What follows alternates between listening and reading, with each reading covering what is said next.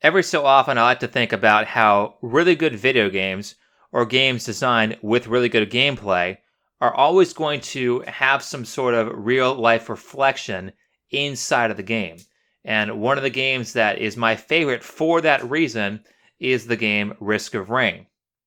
There are a lot of life messages that are thrown right into that game that you can learn just by playing it so that the life message becomes more natural because you've physically acted it out.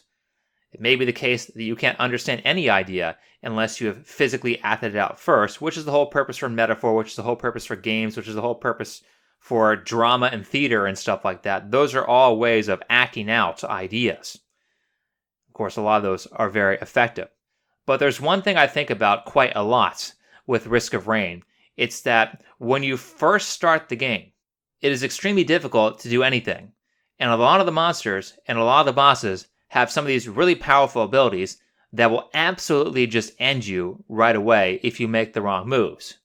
Then, as you play the game more and more, as you level up, and particularly because leveling up doesn't do that much in that game, doing more damage doesn't do that much. But in particular, when you get better items, the problems that you had at the start of the game are now no longer problems.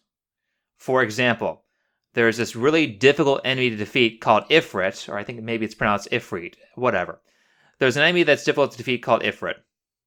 And the reason he's difficult is because he has an ability that erects two walls on the front and the back of you.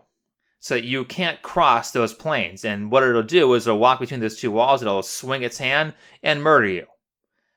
Because there's one good rule of Risk of Rain, which is never ever stop moving.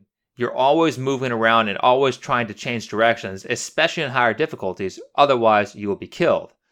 But this boss monster, has the ability to stop you. Now that is a fantastic ability. It's a game-ending ability. However, as your character levels up, and in particular, as it gets better items, you can eventually just jump over the wall, which takes this monster who's super difficult to defeat and makes him extremely easy to defeat with better technology. And that is what technology has been doing since the start of technology. It takes a task that used to be impossible and makes it oftentimes so easy that anybody can do it. And this kind of creates a cycle. Technology begets technology. The more advanced tools you have, the more advanced tools you can create. And it makes this kind of funny. Because for the past 100 years or so, maybe a little bit longer than that, maybe this has been since forever, but for the past 100 years or so, there's been a massive effort for the Marxists to turn the entire West into communist, into Marxist. They tried so outright with the Cold War, they tried to take over violently, and that didn't work. So instead, they infiltrated government positions and tried to do so by changing the culture. And they are very, very close to doing that. Or let's say they were very, very close to doing that. They almost did it until someone invented a technology to get around all of their control. Someone invented the jetpack, someone invented the feather that allows us to jump over the wall and easily defeat the Ifrit boss monster in Risk of Rain. Their wall was mainstream media, and they've had mainstream media for hundreds of years. Because to communicate to lots and lots of people, it takes lots and lots of money. You know, you might have a really good newspaper that reaches about 50 people where you actually tell the truth and you actually try to help people, but some asshole elite who wants to create more slavery has a lot of money, and his lies that he can produce can reach tens of thousands of people to your 50 people. So who are most people going to listen to? They're going to listen to the people they've heard, as opposed to the people they haven't. Until the internet, until cell phones, and until tablets, these devices have allowed regular people to have the reach that the elite had. It allows regular people to communicate cheaply and cost effectively to anybody who will listen. This is something that has never ever happened before. It has never been cheap to create mass communication, which means anybody who can mass communicate with a decent idea or two has all of the control. And that was the plan of the Marxists, that was the plan of the elite, and that's been the plan for the past 100 years or so. But it failed. Now, There may very well be a collapse or two in the future, but I don't think that these people will ever have the control that they used to have as long as the internet exists. They may win the battle, they may hold us back for a while, but they're not going to win the war. They're not going to win the war unless they give up the internet, and they're not going to do that because the internet gives them a lot of power. But it also gives everybody else a lot of power, and it's certainly allowed ideas like MGTOW to become popular. And I think it's kind of like this. Most women do not identify as feminist. I think it's somewhere between 14 and 20% of all women will outright say they are a feminist. However, despite the fact that they don't identify as a feminist, they certainly believe a lot of the mainstream feminist ideas. Like a lot of women, or most women, do not have problems with child support. Most women do not have problems with alimony. Most women do not have problems with voting without any sort of responsibility. These are all the big victories that feminism has won, and these are all the victories that will lead to a collapse. And now enters MGTOW.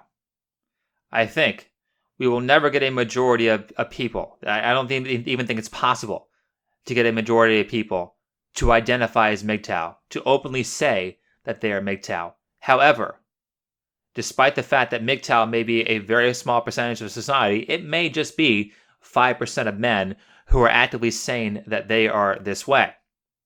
Despite that, a lot of people are starting to repeat our arguments. A lot of the key ideas of MGTOW, the key things that MGTOW are pissed off about, are starting to get a lot of widespread attention. And these ideas don't make the good little feminist and the good little communist happy, and you can see that they are being quite petty about it. Think back to last week or what's happened in the news cycle recently with the whole Dave Chappelle Sticks and Stones special. That special on Rotten Tomatoes was given a 0%. Now, if you watch the special and if you know anything about Dave Chappelle, there is no way in hell Dave Chappelle should ever deserve a 0%. He had he had the top sketch comedy show when he was on TV. I mean, this whole leftist Saturday Night Live has not been funny ever. A week is too short to write good jokes, and a lot of the times it seems to be that with Saturday Night Live sketches, they're just trying to fill out the hour. So they will often have a joke that lands once, and they will repeat it 5 times during that scene, making it completely unfunny. Dave Chappelle didn't have that problem with his show, The Chappelle Show. And it is quite possibly the only sketch comedy show that I've ever truly respected and truly liked, because it was actually funny. Whereas things like SNL or Mad TV will give me kind of like the logical laugh. I didn't laugh out loud, I didn't chuckle, I just kind of said, I can see why that's funny. Which in comedy, that's not a good thing. You don't want people to think you're logically funny, you want people to laugh at your jokes. And one of the jokes that landed with Chappelle's special that I want to talk about was this.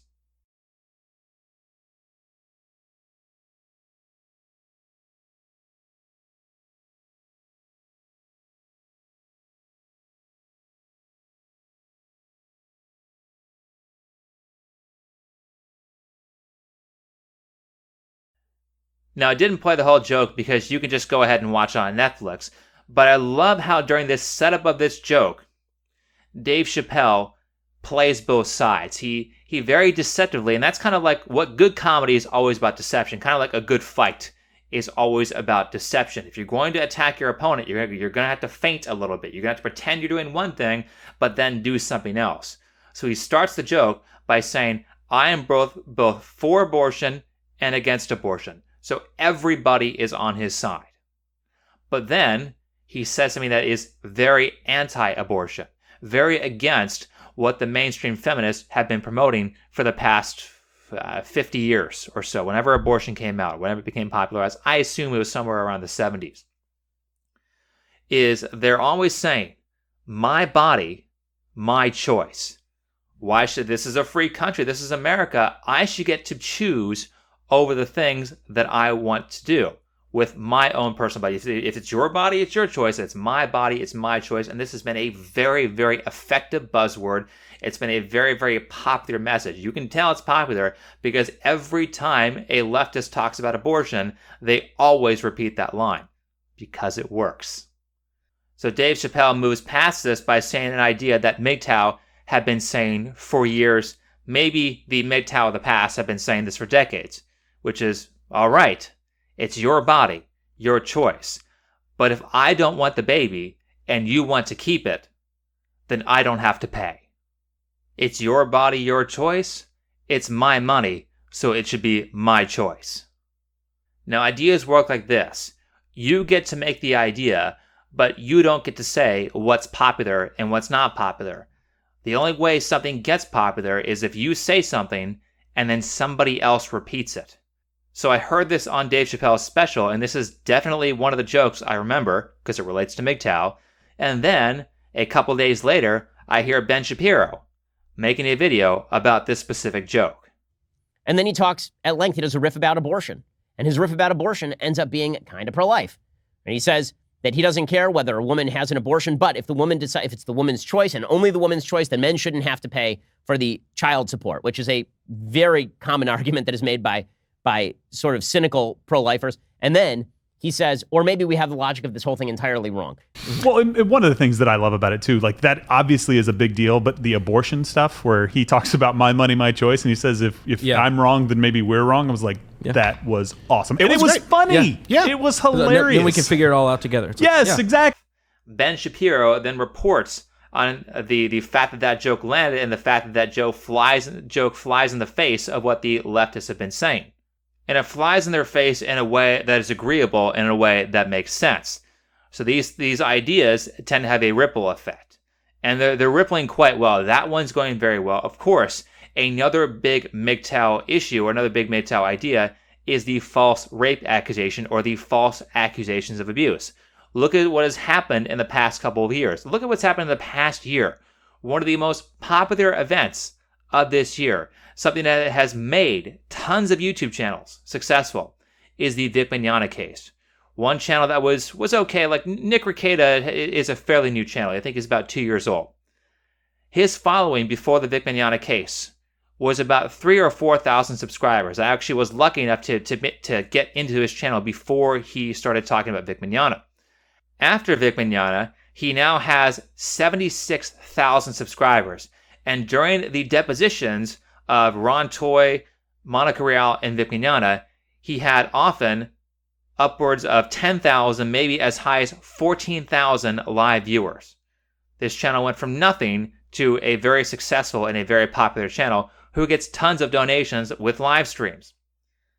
This was all because of a false rape accusation and the fact that people generally do not like false rape accusations. This may have piggybacked on the Christine Blasey Ford accusation of Brett Kavanaugh. We had that first, then we had the Vic Mignogna thing a couple months later. We are quite well fed up with it. Even the false allegations of abuse with Jussie Smollett. One of the good things about technology is, like I said, it makes things easier.